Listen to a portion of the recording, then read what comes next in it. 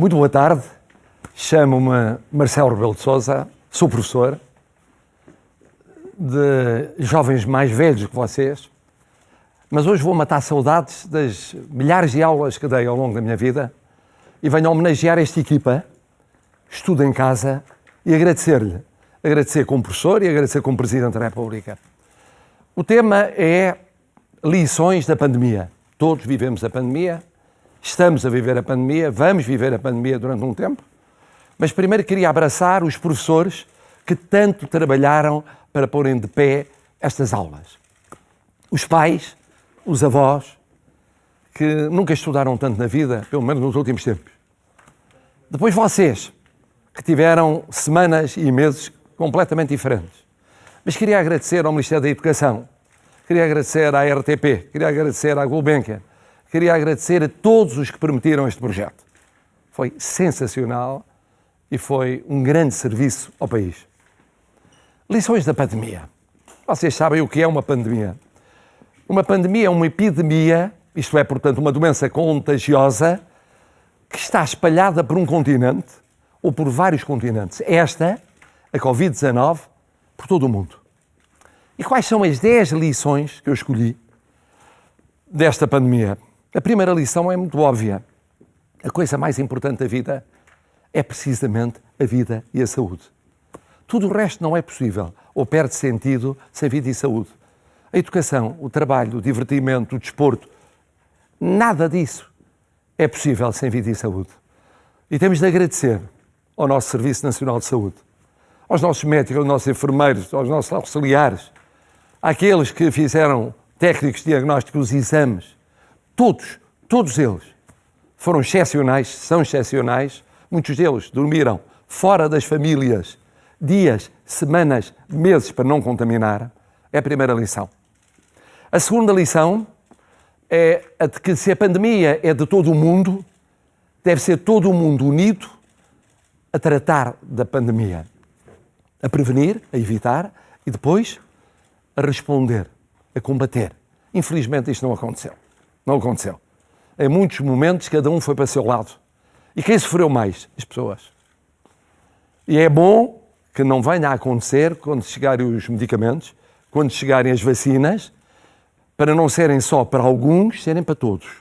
Não pode haver cidadãos do mundo de primeira, de segunda, terceira e quarta em medicamentos e vacinas.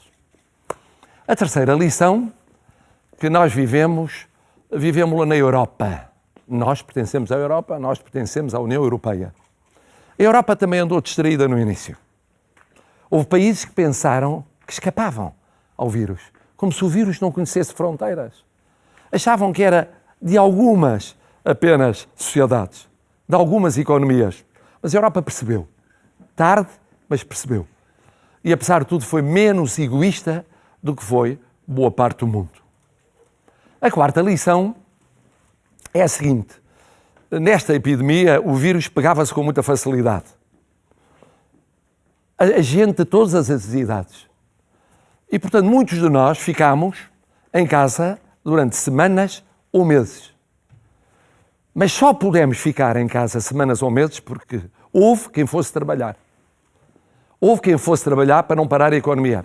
Houve quem fosse tratar da água, da eletricidade, do gás, do esgoto, do lixo, da segurança, dos transportes, das comunicações, dos telefones, dos correios, das mercadorias.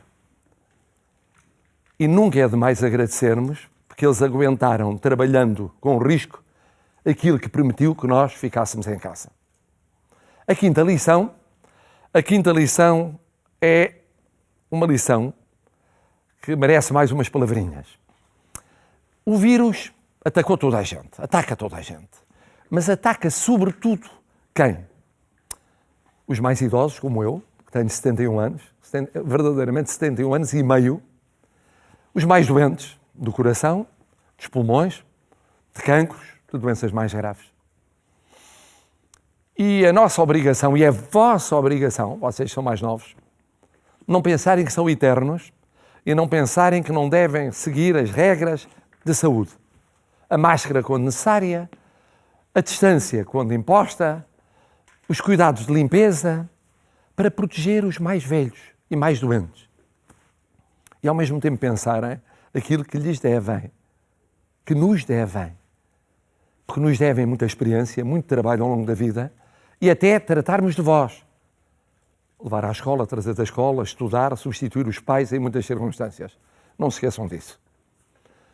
Uma outra lição desta epidemia é que o vírus ataca todos, mas ataca sobretudo os mais pobres, os mais fracos, os mais carenciados.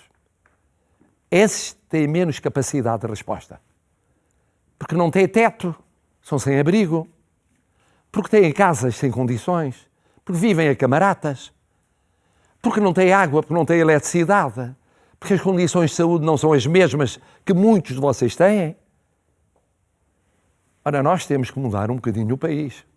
Porque se é verdade que temos 1 de quase 3 portugueses que está em grupo de risco, o tal grupo dos mais idosos ou mais doentes, temos 1 de cada 5 residentes em Portugal, portugueses e estrangeiros, que vive abaixo do nível de pobreza. Ou seja, que tem menos capacidade para resistir ao vírus. Quando um dia se fizer os estudos, ver-se-á que, embora haja mais ricos que também foram tocados pelo vírus, foram sobretudo os mais pobres que sofreram com o vírus. Em Portugal, como por todo o mundo. Uma outra lição, que eu chamaria a 7ª lição. E essa 7ª lição é sobre os milhares de imigrantes. Sabem que nós somos um país espalhado pelo mundo. E são milhares de imigrantes que quiseram vir a Portugal nas férias da Páscoa. E nós tivemos de lhes pedir para eles não virem sacrificando o encontro com as famílias. Muitos deles estavam desempregados ou tinham o trabalho parado nesses países onde as economias travaram. Para não virem, para não haver o risco de aumentar o contágio. Vinham de países onde, naquela altura, o contágio era anterior e mais forte do que em Portugal. E sacrificaram-se. E agora estamos a pedir aos milhares e milhares que vêm para férias de verão que tenham cuidado no encontro com os avós, com os pais, com os tios, com os familiares, para conseguirmos ir fazendo baixar o número de infectados em Portugal. E o que é espantoso é que os nossos irmãos, espalhados, sobretudo pela Europa, mas também por todo o mundo, perceberam, aceitaram, colaboraram, vão colaborar, percebendo que é uma causa nacional. É de todos. E depois temos uma 8ª lição. E esta lição também exige que eu perca um bocadinho mais de tempo. Vocês passaram semanas ou meses, como eu passei, em larga medida, fechados em casa, com os vossos irmãos, se for o caso de terem irmãos, com os vossos pais, com os vossos avós, se isso é que aconteceu, e estiveram distantes dos outros familiares, distantes dos vossos amigos e dos vossos colegas de escola. Muito tempo. Nunca tinham estado tanto tempo, nem em férias grandes, longe desses familiares, amigos e colegas. Isso às vezes foi um cansaço. As pessoas cansam-se. Foi mesmo uma irritação. E de vez em quando uma guerra. Mas agora olhem para o aspecto positivo. Nunca, nos últimos anos, tiveram, porventura, tanto tempo juntos com os vossos irmãos e com os vossos pais. Porque os pais têm trabalho. E não estavam em teletrabalho. Normalmente não estavam a trabalhar em casa no computador. Os irmãos estavam noutros anos, de outras escolas ou da mesma escola. Encontravam-se de vez em quando ali, foi de manhã, à tarde, à noite. Juntos. Isso é uma sensação única. Única porque mesmo quando não corre bem, quando se irritam, quando são cansados, quando estão fartos, a família é a família. E puderam estar com aqueles que são os mais queridos, os mais próximos de vós, mais tempo, para se conhecerem melhor. Acabaram por descobrir qualquer coisa na mãe diferente, ou qualquer coisa no pai, ou no irmão. Isso é inesquecível. Porque é do melhor que nós temos na vida. É realmente o podermos conhecer bem os que significam mais para nós e para a nossa vida. E depois temos uma nona lição. E esta ainda precisa de mais tempo. Mudou muita coisa na vossa vida. Vocês não notaram, são novos. É a primeira vez que têm uma experiência destas. Eu já vivi algumas epidemias, nada comparável com isto. A gripe das aves, a gripe A, foram, apesar de tudo, mesmo quando muito intensas, foram curtas. Esta foi longa, dura. Olhem agora para a China, em que aparecem casos que muitos consideram podem vir a ser uma segunda vaga ou não. Quer dizer, pode haver uma segunda vaga, não se sabe quando nem como. E nós ainda estamos a viver o fim da primeira vaga. O que é que mudou na vida? Olha, nunca se estudou tanto através da internet e com o apoio da televisão. Com o apoio da RTP. Nunca se tinha feito esta experiência. Há muitos anos, e quando se fazia não era assim, tão concentrada. Nunca se trabalhou tanto de casa com computadores. Nunca se falou tanto com amigos, colegas de escola, parentes, colegas de, sei lá, de clube, de grupos, de toda a natureza, através da internet, como se falou nos últimos meses.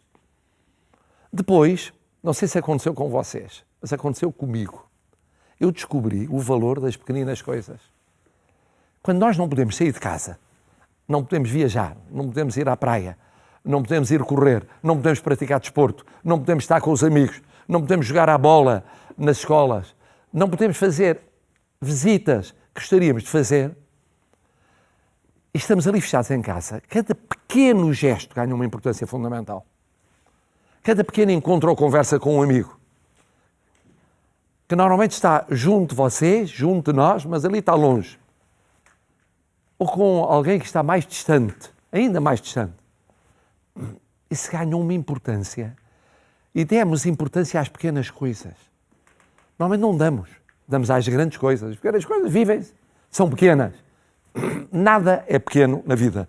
Depende daquilo que é a nossa vida. Se estamos fechados, o que parece, noutras ocasiões pequeno, passa a ser enorme. Enorme. Eu, de tanto passear no Palácio de Belém, passei a conhecer todos os cantos do Palácio de Belém. Todos. Passei quilómetros no Palácio de Belém, enquanto estive confinado. Por exemplo, nas férias da Páscoa, que não foram férias.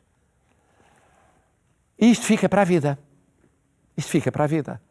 Vai haver mais teletrabalho, mais trabalho em casa com computador. Vai haver no futuro mais experiências usando o computador, mais do que já se usa, e a televisão, e outros meios assim, para aprender e ensinar. E, por outro lado, percebe-se a importância das pessoas que normalmente são aqueles com quem nós estamos todos os dias e, de repente, ficamos distantes dessas pessoas durante semanas e meses. Nós, às vezes, chamamos a isso saudade. Mas se não fosse saudade, é a vontade de os encontrar. A vontade de ter experiências que foram proibidas durante aquele período de tempo. E agora pensem nas pessoas que vivem fechadas todos os dias da sua vida. Não estou a falar só dos presos. Estou a falar daqueles que, por causa da idade, ficam presos em casa, vivem em andares altos e não saem de casa semanas, meses, anos. Os que, por razões físicas, não saem de casa. Os que têm dificuldade de mobilidade, de movimentação e não convivem com os outros. Ponham-se na posição deles, de todas as idades, e imaginem o que é estar preso em casa. Vocês tiveram algum tempo presos em casa. Agora deem o valor daqueles que estão presos em casa contra a vontade, eternidades. Eternidades. Ora, vocês, assim como sentiram quando desconfinaram, que é um novo verbo que foi inventado, isto é, quando saíram, começaram a sair e começaram a encontrar-se. E devem encontrar-se com algum bom senso para ajudar a que, de repente, não haja o agravamento dos números dos contagiados e não se chegue ao risco de contagiar quem não tem a vossa resistência e, portanto, mais rapidamente pode ter problemas de saúde. Pois, ao fazerem essa experiência, vocês perceberam que muito da vossa vida, de facto, mudou. E mudou para sempre. Mudou para sempre. Só notarão isso daqui a uns tempos, quando olharem para trás e disserem, eu tinha 12 anos, 13 anos, 14 anos, olha, não pude ir aos treinos, não pude ir aos jogos, não pude ir às aulas e estar com os meus amigos, não pude ir à praia, a partir de certa altura o tempo já estava bom, não pude ir à praia, não pude nadar, não pude correr, não pude ir a programas que gostava de fazer, culturais também, não pude ir ao cinema, não pude ir ao teatro, ou não pude ir ver espetáculos os mais variados, não pude. E depois, de repente, quando pude, sabem que no outro dia eu fui a um concerto, foi o primeiro concerto que houve depois do período de quarentena ou de confinamento. E de repente, quando entra no palco aquela banda que ia tocar, e mais os 2 artistas que iam cantar, há um aplauso louco, que não era um aplauso aos artistas, era um aplauso à liberdade. Era um aplauso às pessoas dizerem, até que enfim, vamos fazer uma coisa que era normal, que era natural, e deixou de ser normal e natural. Agora chama-se o novo normal. Não é novo normal, é uma realidade diferente em que nós estamos a recomeçar a aprender. Eu, como sabem, nadava perto da minha casa, não digo todos os dias, mas muitas vezes.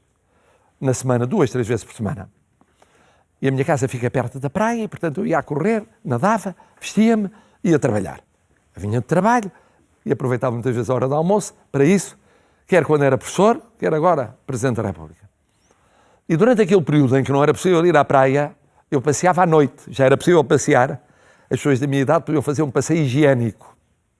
E o passeio higiênico eu não tinha animais, não tinha propriamente cães e gatos a viverem comigo, e portanto fazia um passeio higiênico sozinho. E evitava passar pela praia.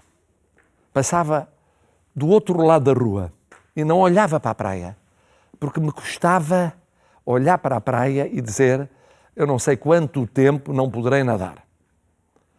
É uma semana, são 2 semanas, são 3 semanas, são 4 semanas, é 1 mês e meio, é mais do que isso, quanto tempo, como é? E que depois, quando pude ainda não nadar, mas se aproximava um momento da abertura da praia, eu atravessei a rua e passei a ir pelo passeio ao lado da praia.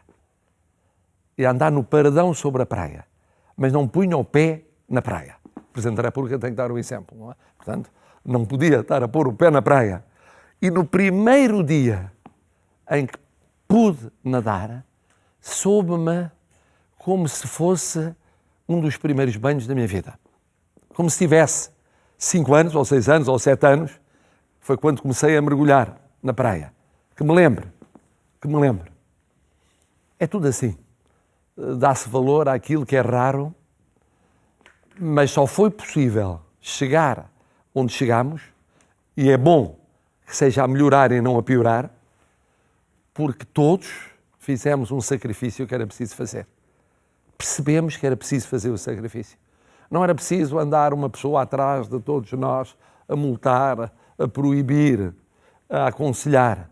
Nós percebemos que era muito pior, ou podia ser muito pior, se por livre vontade não tivéssemos feito o que fizemos. Custou. Então, na vossa idade, custou imenso. Porque na vossa idade, acha-se que se é eterno. É. Eu, quando tinha 12, 13, 14 anos, achava que ia viver eternamente. Não morria nunca. Ou morria tão tarde, que nem valia a pena pegar nisso. Pensar nisso. E depois descobre-se que, apesar de tudo, há crianças e jovens que morrem. Mas descobre-se outra coisa mais importante. É que somos todos solidários. Mesmo que não sejam crianças e jovens, somos todos iguais a partilhar aquilo que é de todos. E por isso o esforço teve de ser de todos. E agora, o que apetece, eu digo-vos o que é que me apetece, é chegar ao fim a proibição de abraçar e beijar as pessoas. eu tenho a fama de beijoqueiro. Mas é verdade, sou beijoqueiro. A culpa é dos meus pais. Os meus pais realmente educaram-me assim. Era uma família muito pequena, a minha mãe era órfã de pai e mãe, o meu pai era órfão de pai, e portanto a família ficou reduzida a muito pouco. E formámos uma espécie de núcleo duro. E nesse núcleo duro compensávamos o não haver família ampla próxima. Havia pouca. Havia em Celúrico de Basto, Cabeceiras de Basto, e muito pouca na zona da Covilhã. Como? Dando carinho uns aos outros. E portanto, eu agora sou igual ao que os meus pais me educaram a ser. E faz-me falta passar por alguém que é um grande amigo, mais do que um grande amigo, um neto, e não abraçar, e não beijar.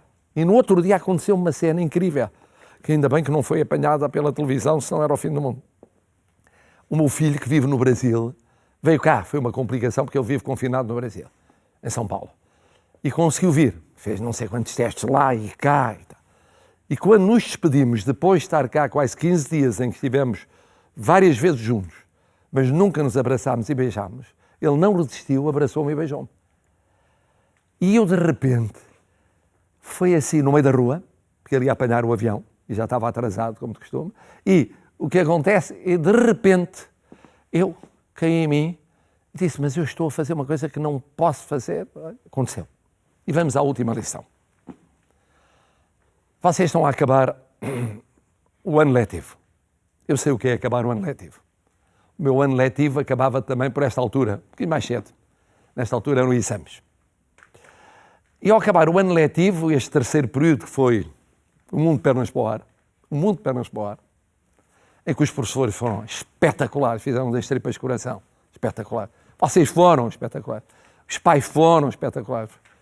Fizemos todos as tripas de coração e estamos a fazer. Pode acontecer que o ano letivo tenha corrido melhor ou pior para cada um de vocês. Em notas, naquilo que aprenderam, no que estudaram, não estudaram. Isso acontece. Se correu muito bem, então parabéns, foi ótimo. Mas se correu menos bem, vamos imaginar que correu menos bem. Não fiquem desolados, não fiquem desanimados. Porque não é o fim do mundo. Não aprenderam exatamente tudo o que queriam. Não conviveram com os colegas como queriam. Não é a mesma coisa, apesar de tudo, ter assim, com esta competência, esta equipa fabulosa, a professora Teresa Santim, como ouvi há bocadinho, e as várias professoras, os intérpretes de língua gestual, bom, o que fizeram. Mas pensem no seguinte, vocês tiveram a mais importante aula da vossa vida. Estas aulas foram todas importantes, de todas as matérias, mas a grande aula da vossa vida foi terem vivido o que viveram. Olha, eu nunca tinha vivido outras coisas, nunca tinha vivido isto. E sou velhinho. Vocês, novinhos, nunca tinham vivido e espero que não venham a viver. Que é de repente haver uma pandemia que para o mundo, mas para a América, para a China, para a Rússia, para a Europa, para. Reintroduz as fronteiras, param as pessoas, param as mercadorias, muitas delas, para tudo. Sem saber por quanto tempo. E vocês tiveram esta experiência única no estudo, na convivência com os parentes, com os familiares, a começar desde logo com os pais e os avós e com os irmãos. Tiveram esta experiência que não vão esquecer nunca mais na vossa vida. Nunca mais. Vão passar os anos, vão passar as décadas, e vocês vão viver, obviamente, muito mais do que eu vou viver, vão viver, sei lá, 100 anos, 100 e tal anos, não se sabe quanto tempo, sabendo que não são eternos, mas vão viver, ou podem vir a viver, e lembrem-se desta experiência. Porque foi importante estudarem como estudaram, mas não há aula de português, de química, de física, de inglês, de nada que valha a aula que tiveram de vida. E depois contem-na. Um dia mais tarde, contem aos vossos filhos. Contem aos vossos netos. Digam, olha, aconteceu-me aquilo, de repente, caiu em cima de todo o mundo. E a mim caiu-me, com uma idade em que eu tinha tanta coisa para fazer. Não foi dramático porque eu tinha à minha frente 80, 90 anos. Foi pior para aqueles que tinham 5 ou 10 ou 15 ou 20 ou 30. Mas olha, calhou-me. E tivemos de nos adaptar àquilo. E tivemos, olha, nem imaginam, para ir a sítios de pôr máscaras, de guardar distância, de esperar em filas infindáveis, para comer um gelado, para ir a uma farmácia, num espetáculo estar separados em filas e separados em lugares. Isto durou e nós não sabíamos quando é que ia acabar, francamente, porque quando parecia que estava a melhorar num sítio, piorava noutro sítio, num continente melhorava, noutro continente piorava, num país melhorava, noutro país piorava. Contem essa história, porque a escola também é isso. A escola é feita, sabemos, matérias muito importantes para a nossa vida no futuro, para podermos escolher a vida que queremos e vamos mudar de vida várias vezes ao longo dela. Mas é feita destas lições pequenas, destas lições do dia-a-dia, daquelas experiências únicas. E esta é única. Ter uma nota melhor ou pior não é único. Acontece-nos a todos. Todos tivemos notas muito boas, assim, sofríveis, más e muito más. Não há ninguém que não tenha tido. Todos tivemos momentos felizes e infelizes. Ganhámos um jogo, perdemos um jogo. Zangámos com um amigo, ganhámos um amigo. Recuperámos um amigo. Mesmo com os pais, que são verdadeiramente os únicos na vida que nos amam desinteressadamente, que gostam de nós gratuitamente, mesmo com eles, temos zangas. Fartamos, eles fartam-se ou não. Com os irmãos, então não se fala. Pois tenham a seguinte ideia, que importante é realmente reter as experiências únicas. Estão a viver uma experiência única. Estamos a viver uma experiência única. Com a esperança de que o pior já passou.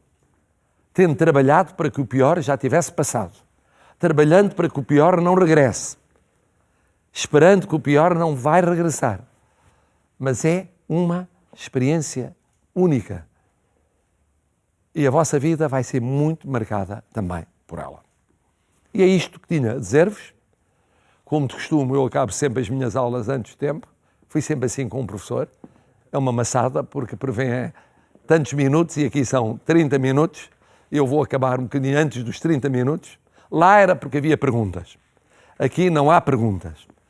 E termino mandando-lhes um abraço, que é o abraço do Presidente da República, a vocês e a todos os que viveram este mundo fascinante que foi estudo em casa, mas um abraço do amigo, porque um professor é sempre um amigo.